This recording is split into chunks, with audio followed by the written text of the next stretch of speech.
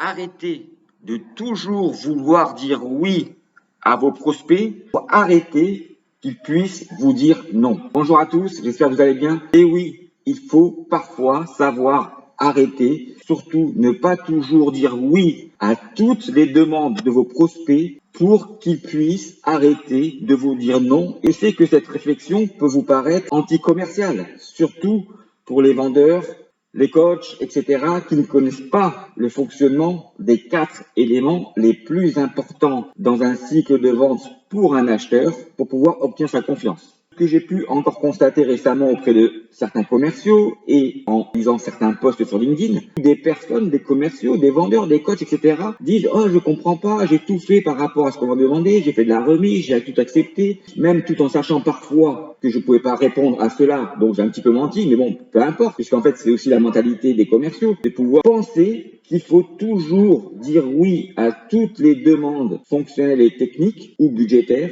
pour pouvoir gagner un deal. Et il est là le problème. Le problème vient effectivement de 2 éléments. Le premier élément, si vous connaissez le fonctionnement des 4 paramètres les plus importants pour un acheteur dans les 3 phases d'un cycle de vente et comment ils évoluent les uns par rapport aux autres, les uns en fait en fonction des autres, vous comprendrez qu'à un certain moment de votre cycle de vente, il faut savoir freiner ou accélérer en fonction des demandes, des réactions des clients. Donc il faut savoir temporiser par rapport à la maturité du prospect par rapport à une opportunité. Le problème, c'est le mot opportunité. Parce que les commerciaux pensent qu'une opportunité, c'est simplement le fait de qualifier des attentes fonctionnelles et techniques et non pas de comprendre le vrai besoin, c'est-à-dire l'écart qu'il y a entre une situation actuelle et future. Personne qui pense qu'il y a des attentes immédiates ou latentes, c'est lié à la maturité de votre prospect, à cette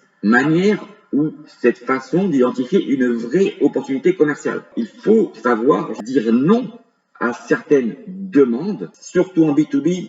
Vous avez face à vous de vrais acheteurs professionnels.